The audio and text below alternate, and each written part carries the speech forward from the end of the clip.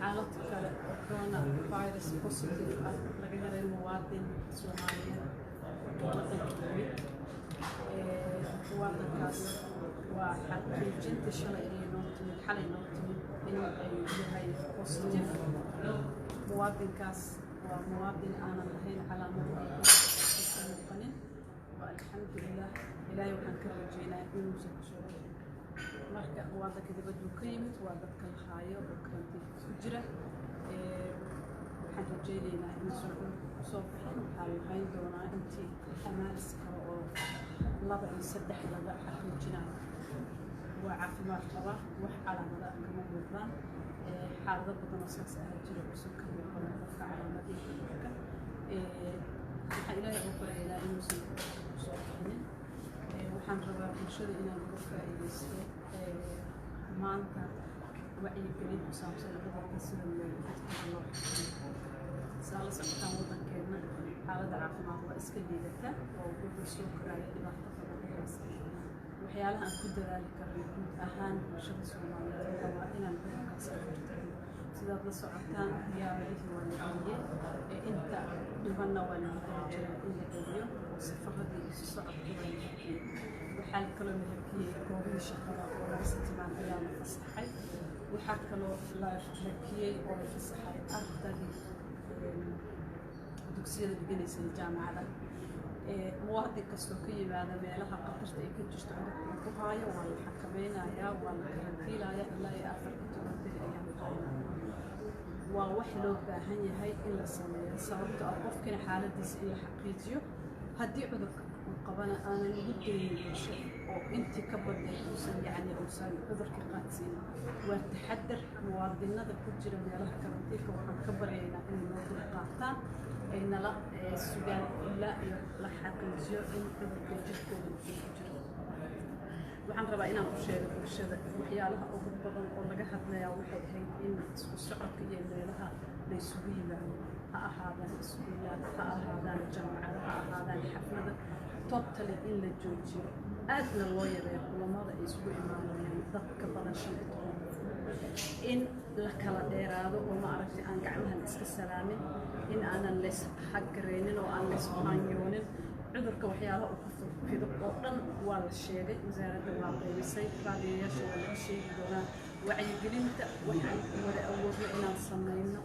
qof walbo annaga naga mid ah uu samayn karo waayo waa idin baryaynaa waxaan idinka baryaynaa in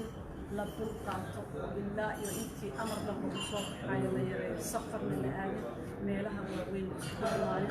ardada guryaha lagu haayo haddii ardayga iskuulka iyo dugsiga laga celiyo oo guriga jooga laakiin bannaanka marka uu soo ilmo kaloo badan uu la cayaarayo wax weyn ma aanan sameyn still weli waxa waa ilmihii contact leeyahay waa calaamadaha qofka isku arko waxaa jira 10 line oo magaaladan laga fuliyay gobolladana laga wadfiyay qaarkood gobol kastana laga fulin doono waxay soo wacan karaan nambaradaas waxaa loo sheegi karaa waxa uu sameynaa qofka iska dareema calaamadaha inuu wacdo telefoonka la hago qofkii xanuunka loo tago la fiiriyo haddii calaamadihii qofka leeyahayna in la xakameeyo la ogaado qofkaas ilaa iyo intii uu ka caafimaad qabo waa ku celinaya mar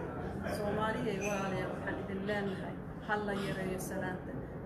meelaha cariiriga ayaan la isugu tegin gacmaha waxyaalaha ugu fudud oo lagu qaado waa gacmaha adoo taabtay qof cudurka qabo meeshu gacmaha ugu yaraan 20 second in saabuun iyo wixii lagu hortagaa jeermiska in la yareeyo socodka in qof walba gurigiisa uu isku xakameeyo si asagana u badbaado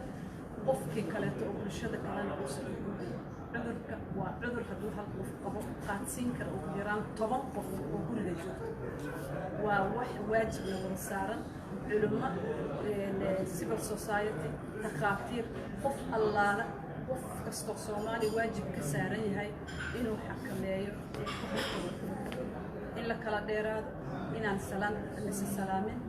in nadaafadda lagu dadaalo gacmaha aad loo dhaqo qofka nadaafadda jirka iyo nadaafadda guriga iyo meelaha wasaqda biyaha uu iska hagaajiyo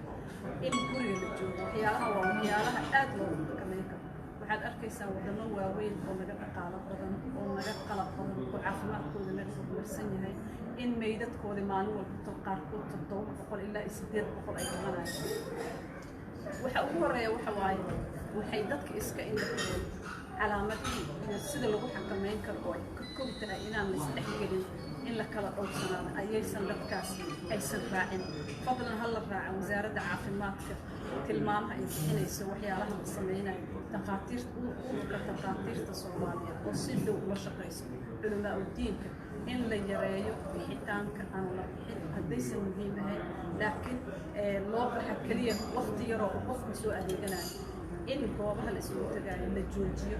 in ardada guriga lagu haayo oo la kala dhowrsanaado waa mahadsantiin waxaan rajaynayaa ilaahay cudurka inuu naga qabto labada qof oo laga helayna ay ka yacni uusan ku soo bixin ka badbaadaan assalaamu calaykum way mudan wasiir waa dacsoka Universal TV labada qof ee cudurka hadda aad ku sheegtay in laga helay coronavirus-ka ma ragba ma dumarba xagee ka yimaadeen sideesay tahay awoodda dawladda Soomaaliya ee ku aadan cudurka coronavirus labada qof waa laba qof oo raga dibadda ka yimid caafimaad qabo ilaa iyo hadda waxaan idin sheegaya inay yihiin laba qof oo dibadda ka yimid hadda korkooda uusan ka muuqanin cudurka kaliya la jirkooda uu ku jiro viruska ilaahina aan ka rajaynin inuusan ku soo saarin hayn doonna intii loo baahan yahay maalintii ugu dhammaado waqtigii loogu talagalay baaritaan kaloo zaa'id loo sameeyo